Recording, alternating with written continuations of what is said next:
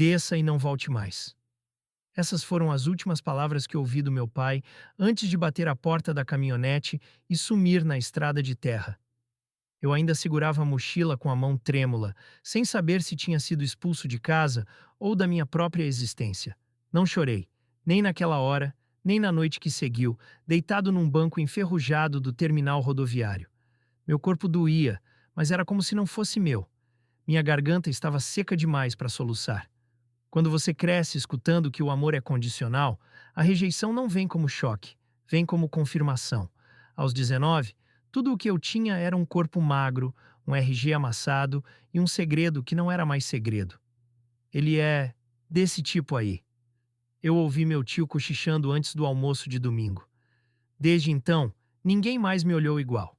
Nem minha mãe. 2 dias depois, já na beira da BR-116, com o sol alto sobre o acostamento, ergui o polegar pela 100ª vez. E por algum milagre, alguém parou. O caminhão branco freou devagar. A janela desceu. Tá indo para onde? A voz era grave, seca. Pro sul, o que for mais longe daqui. Ele me encarou por 2 segundos longos, depois abriu a porta do carona. Entra. O nome dele era Bernardo. Não sorriu. Não fez perguntas. Só me ofereceu uma garrafinha de água e ligou o rádio, deixando a estrada engolir o silêncio. No começo, fiquei alerta. Homens calados me davam medo, mas havia algo no jeito dele mudar de marcha, como se estivesse sempre no controle, que me fez baixar a guarda. Horas depois, ele encostou o caminhão num posto quase vazio. Disse que ia descansar umas horas e que eu podia ficar ali, se quisesse. Recusei o convite de um lanche, mas aceitei o café. Na cabine do caminhão, o cheiro era de lona velha e cigarro apagado. Ele reclinou o banco e fechou os olhos. Eu fiquei olhando a estrada pela janela, fingindo que não sentia nada. Mas meu peito gritava, e talvez ele tenha percebido. Quer conversar sobre o que te trouxe aqui? Perguntou sem abrir os olhos. Não, silêncio. Mais 15 minutos, talvez. Até que ele disse. Às vezes, não dizer nada é o que mais dói. A frase me atravessou como uma faca. Porque era verdade. Porque era tudo o que eu vinha fazendo há meses. Engolindo, sufocando, fingindo. E quando finalmente falei, fui jogado para fora. Literalmente. Fui expulso de casa, confessei com a voz baixa. Por ser quem eu sou, ele só assentiu, como se não precisasse de mais explicação. E talvez fosse isso que eu precisava. Alguém que não me pedisse desculpas ou tentasse me consertar. Só escutar. As horas passaram, e quando o motor voltou a roncar, eu já estava diferente, ainda machucado, mas um pouco menos só. Na segunda noite, dormimos num hotel de beira de estrada. Bernardo pagou 2 quartos separados. Quando cheguei no meu, cansado, joguei a mochila sobre a cama e tirei o celular do bolso. Tinha 2 mensagens, nenhum remetente conhecido. Mais um, Bernardo. Até quando você vai fazer isso? Cuidado para ele não perceber. O sangue congelou. Toquei na tela procurando mais detalhes, mas eram apenas essas duas. Sem nome, sem contexto. Só medo. No quarto ao lado, ouvi passos. Meu coração disparou. Peguei a mochila, fui até a porta e a abri com cautela. No corredor, só o som do gelo da máquina caindo no balde. Mas a dúvida já estava plantada. Quem era Bernardo, afinal? E o que ele queria comigo? Naquela noite, eu não dormi. Fiquei deitado de lado, os olhos abertos no escuro, o celular ainda na mão, como se aquelas 2 mensagens pudessem mudar de significado se eu olhasse tempo suficiente. Mais um, Bernardo. Cuidado para ele não perceber. Lembrei do olhar dele no posto de gasolina. Sereno demais. Calmo demais. O tipo de calma que parece treinada, e aquilo começou a me corroer por dentro. Eu não tinha para onde fugir. Não tinha dinheiro, nem plano, nem ninguém esperando por mim.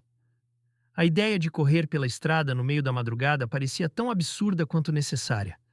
Levantei devagar, calcei o tênis em silêncio, peguei a mochila e abri a porta com cuidado. O corredor estava vazio. O barulho do ar-condicionado e a TV baixa da recepção eram os únicos sons. Passei pelo quarto de Bernardo. Luz apagada. Mas ao chegar na escada, escutei. Vai aonde? A voz dele veio baixa, mas firme, como um cutelo na escuridão. Virei devagar, Ele estava encostado no batente da porta, braços cruzados, o rosto escondido pela sombra. Me deixe em paz, respondi, tentando parecer mais corajoso do que me sentia. Você viu as mensagens, né? Fiquei em silêncio. Era óbvio que sim. Não é o que você está pensando. Então explica. Quem é você e o que significa mais um? Ele deu um passo para frente. Eu dei um para trás. Instinto. Eu já fiz merda, antes. Com gente que eu devia ter cuidado. Gente como você. E esses recados são um lembrete. De que você não mudou? Ele franziu o senho. Pela primeira vez, pareceu ferido de verdade. Eu não encostei um dedo em você. Te tratei com respeito. Te ouvi. Te dei espaço. E esperava o quê em troca? Que eu me entregasse. Esperava que você confiasse. Ri. Um riso seco sem graça. Confiança não nasce em 2 dias, Bernardo. E para quem foi chutado de casa por confiar errado, cada palavra soa como armadilha. Ele ficou calado. E naquele silêncio, eu entendi que ele não era um monstro, mas isso também não o tornava seguro. Eu vou embora, disse retomando o passo. Vai para onde? Não sei. Qualquer lugar onde eu tenha controle de novo. Ele não tentou me impedir. Só falou com a voz baixa. Se mudar de ideia, estarei na estrada até amanhã cedo. KM 230. Desci as escadas, sentindo o peito apertado. Parte de mim queria voltar. Parte queria correr até os pés sangrarem, mas mais forte que tudo era a vontade de não ser usado de novo. De não ser aquele que confia só porque alguém é gentil. Na rodoviária da cidade, dormi sentado, o corpo encolhido, a mochila presa entre os braços. Acordei com o som dos alto-falantes, anunciando um ônibus para o sul. Meus dedos foram até o bolso. 3 moedas. Nem dava para o café. Sentei no meio-fio, os olhos pesados, o sol nascendo por trás de um prédio baixo. E ali, sem mais forças, chorei. Pela primeira vez. Por tudo. Pelo pai, pela mãe, por Bernardo, por mim. De repente, uma buzina longa cortou o ar. Olhei para frente. O caminhão branco, parado no acostamento. Bernardo do lado de fora, encostado na porta, braços abertos. Não sorri, nem corri. Apenas me levantei devagar, como se cada passo fosse uma pergunta. Quando cheguei perto, ele disse: Não vim te buscar. Só parei caso você quisesse tentar de novo. Mas, dessa vez, com verdade. Verdade dói. Mas liberta. Entrei na cabine sem dizer mais nada, e naquele silêncio, finalmente me senti um pouco livre. Os dias que seguiram foram silenciosos, mas não vazios. Bernardo me deixou escolher se queria falar ou não. E eu escolhi ficar quieto, mas presente. Observava tudo. A forma como ele evitava me encarar por muito tempo, o jeito como parava o caminhão longe dos outros motoristas, o cuidado com que separava os pratos no restaurante de beira de estrada. Ele não era um homem comum, mas também não era previsível, e isso me deixava em constante alerta. Certa manhã, quando o sol ainda estava baixo e a estrada parecia um fio cortando o horizonte, ele quebrou o silêncio. O que você vai fazer agora? Demorei a responder, porque não sabia. Quero recomeçar, em outro lugar, onde ninguém saiba quem eu fui. E quem você foi? Pensei, não por falta de resposta, mas por excesso. Fui o filho errado, o neto envergonhoso, o menino que calava para não ser chutado, e o jovem que acreditou em quem não devia.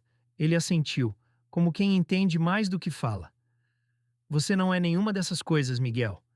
Só carregou o peso delas. Foi a primeira vez que ele disse meu nome assim. Sem medo. E eu senti que talvez ele fosse sincero, ou pelo menos não um perigo imediato. Mas a tranquilidade durou pouco. 2 dias depois, paramos num centro de distribuição de cargas. Enquanto ele descarregava, fui comprar algo numa padaria próxima. Ao voltar, vi um homem alto conversando com Bernardo perto da traseira do caminhão. Os dois pareciam tensos. Me aproximei devagar. O estranho virou para mim e disse seco: É esse o novo? Bernardo não respondeu, apenas cruzou os braços. O homem riu. Sempre os perdidos, né? Tem gosto por consertar o que ninguém quer. Senti o estômago revirar. Bernardo ficou imóvel. Eu quis gritar, perguntar quem era aquele cara, por que falava comigo como se eu fosse um objeto. Quem é você? Perguntei. Um aviso. Ele encarou Bernardo. Resolve logo isso, antes que repita os mesmos erros, e foi embora. Fiquei parado. Bernardo se virou, mas não disse nada. Entramos no caminhão. O motor ligou, a estrada voltou a correr, mas nada estava igual. Quem era ele? Perguntei, mais calmo do que me sentia. Alguém do meu passado. Silêncio. Ele falou de repetir os mesmos erros. Que erros? Bernardo apertou o volante. A voz saiu áspera. Eu já ajudei outros caras como você. Gente que ninguém queria. Dei abrigo, comida, uma chance, mas alguns confundiram as coisas. Se apegaram demais, e eu não soube lidar. Fui duro, frio, fiz besteira. E agora? Agora eu só quero ser justo. O que ele dizia fazia sentido, mas o medo dentro de mim não sumia. E naquela noite, no estacionamento de um posto, sentei na calçada e mandei uma mensagem para o único amigo que ainda me seguia no Instagram. Preciso de ajuda. Tô tentando recomeçar, mas não sei se tô no caminho certo. Ele respondeu rápido. Manda a localização. Te busco amanhã. Quando mostrei a mensagem para Bernardo, ele não protestou.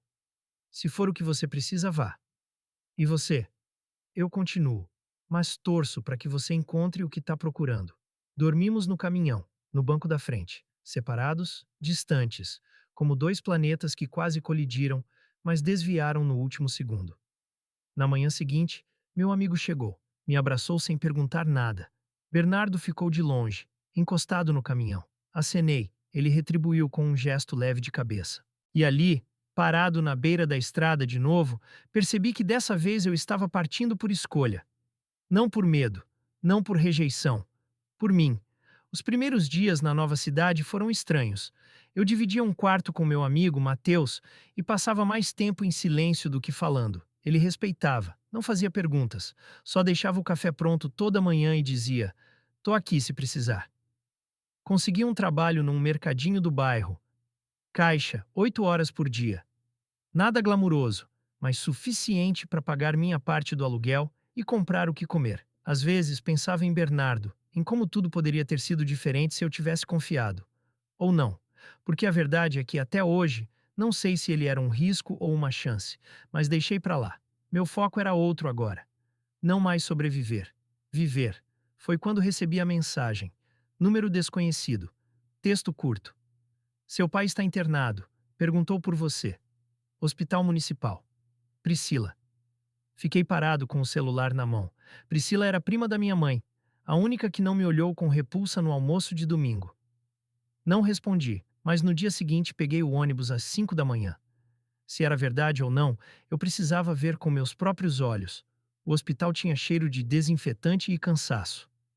Priscila me esperava na recepção. Ele teve um princípio de AVC. Tá estável, mas ainda confuso. E falou teu nome, várias vezes. Respirei fundo. Segui ela até o quarto. Quando entrei, ele estava sentado, olhando pela janela, mais magro, mais velho. Miguel, disse sem me olhar. Achei que não vinha. Também achei. Silêncio. Um silêncio que durou mais que todo o caminho até ali. Por que me chamou? Ele fechou os olhos como se juntasse força. Porque talvez eu morra. E não queria ir sem te ver mais uma vez. Me ver ou me perdoar? Não sei se mereço perdão. E eu, merecia ser chutado da caminhonete como um saco de lixo? Ele tremeu levemente. Não sei se foi emoção ou fraqueza física. Eu não sabia lidar com isso. Com você, sendo como é. Como sou? Provoquei. Diferente. Frágil, talvez. Ri, um riso amargo. Não sou frágil, pai. Você que foi fraco demais para me ver de verdade. Ele baixou a cabeça. Você é igual sua mãe. Fala com o coração. E eu sempre fui de esconder. Então esconde isso agora. Tô aqui, mas não por você. Por mim, para dizer que eu não sou mais aquele garoto, que não precisa do seu amor para seguir em frente.